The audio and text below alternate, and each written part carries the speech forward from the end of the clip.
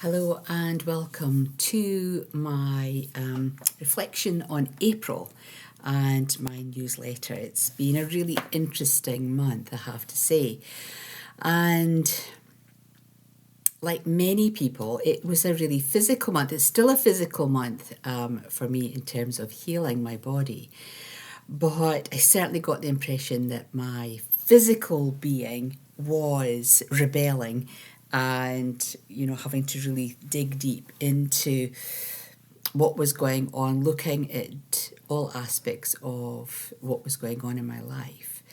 And that sort of tied into the live talk that we had in terms of our subtle bodies, our emotional level, our mental, our spiritual, and physical body, how everything's all interlinked. And so we need to really see, well, what is the body reflecting? Is it a barometer for something else that's going on that underlying surface? So it was a bit of a journey. I think what it sort of revealed for myself was a sense of having to sort of really dig deep and not go into that fear-based drama mind of mine. So just taking things really logically and really sensibly, and making sure that I was doing all the right things to support my physical well-being through that adjustment of the mental emotional aspects of myself.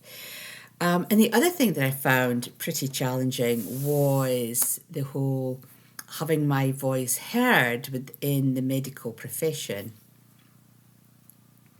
and how to explain myself in a way that it kind of made sense to them, because I do get really quite anxious about going to the doctor. I'd rather go to the dentist than the doctor, funnily enough. And I think trying to explain certain things, I get a little bit tongue-tied, and so therefore it doesn't come across the way that I would like it to come across, because I do have a really high pain threshold. So when I'm saying I'm in pain, I may not necessarily look like I'm in pain, but I'm actually probably in excruciating pain because I'm at the doctor. I'll deal with it otherwise.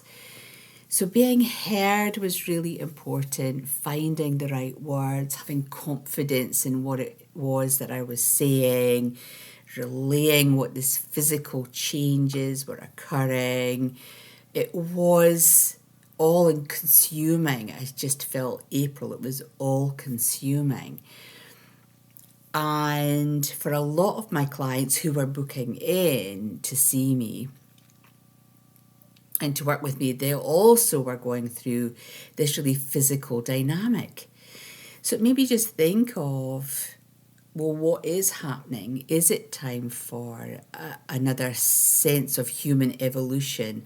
Are we having to recalibrate our physical bodies on a level for the next stage? And I have a new project that I'm working on in terms of my spiritual work, my esoteric work. And that's going to be a huge leap of faith for me. And it's a big step for me. And I'm just wondering, as one of my lovely friends said, it's almost like you're giving birth. That's what it feels like. This pain has that kind of process around it. And I thought, well, maybe this is what it's all about, this recalibration of the physical body to meet the needs of where hopefully I'll land up in the future. I don't know, but I'm just putting it out there. I think the other thing that sort of came through was that sense of vulnerability when we're physically not well. And again, from working with my clients, it was maybe not just them being unwell, but other members of the family, being impacted or being affected by ill health. And it sort of stops them in the track, and it stops us in our tracks. So we don't get done what we think we should get done, or we haven't accomplished what we felt we should have accomplished. So there's all of that pressure, that mental emotional pressure we put ourselves under to get better sooner than possibly our body is capable of. And I think it's that that vulnerability when we're not ourselves. I do feel very vulnerable when I'm physically not well. Emotionally feeling a bit out of kilter, mentally feeling a bit out of kilter, that's okay. But my physical body, when my physical body is rebelling, and it's not doing what I want it to do, and it's not behaving the way I want it to behave, and it's not supporting me the way I think it should be supporting me, then I get very frustrated. I feel quite vulnerable. I feel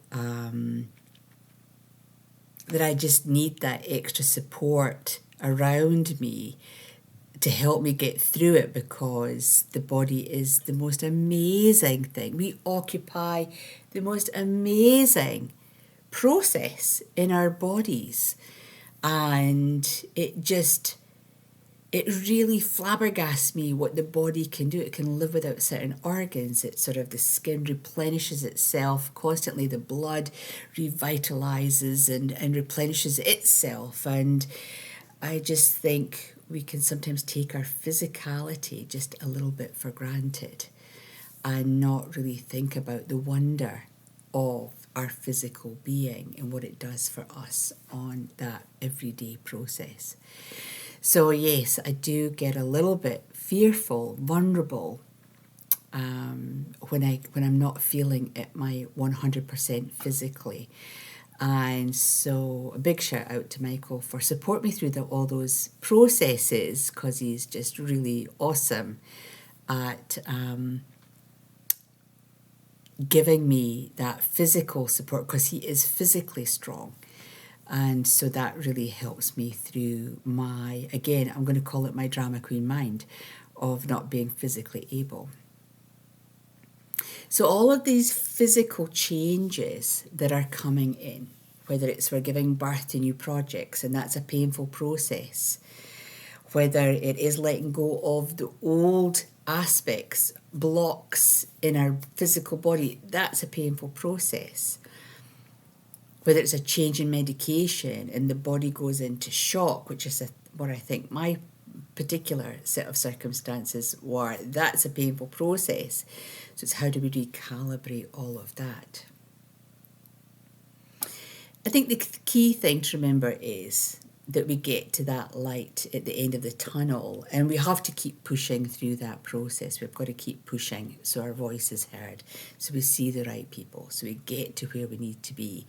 And I feel I've come into May and physically I'm just a lot calmer. My body feels a lot calmer. I'm still in pain, but it's much calmer. I've got things in line. I feel I'm going to see the right person. Whether they can help me or not, it doesn't matter. But on a mental emotional level, I feel I'm heading somewhere where I might get some boxes ticked and then put on to someone else who can help with the next step of physical well-being and recovery. So it's that constant pushing and being really physically present, pushing your physical forward, being really aware of what our physical is saying to us. It's been a pretty challenging month, I have to say. But there's a quietness in May. May is my favourite month. Obviously, back in Scotland, it's springtime. Got married in May. We have our 39th wedding anniversary this year. And I love May. I just love the month of May. I love the blossoms that we would be seeing in the Northern Hemisphere, but conversely, I love this really bright sunshine with the cold. That really feeds into my Nordic heritage, my Celtic heritage, if you will.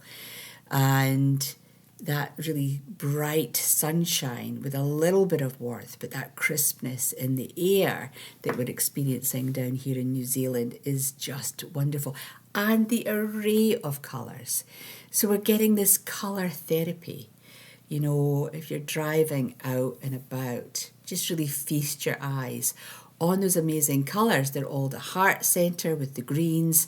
Then we're coming down into that lower part of the body, feeding our body with colour. So we've got the yellows, we've got the oranges, and we've got the reds, all coming in, supplying our support system, our survival needs are being met by the colours of nature.